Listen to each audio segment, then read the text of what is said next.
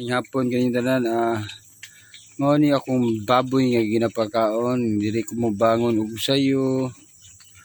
Mauli ko og hapon og udto aron mapakaon lang ni si Dikdik. So may hapon sa inyong tanan mao ni akong baboy. Baboy nga kalingawan ako sa pagpakaon usahay.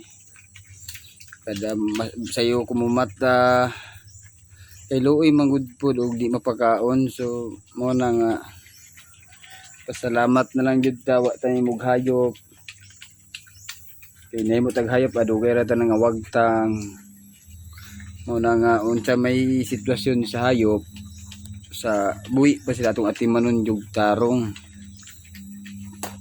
kay may na lang napil nila ilang kinabuhi nga naging happy sila kay yatiman man og tarong. Wala yung taon siya ligo kay way tubig akong drum oy. Way agas di kabot. Wala nga ugma nang kasayo ligo na ko boy ha. Thank for watching sa inyong tanan. Salamat sa inyong paglantaw. Bye bye.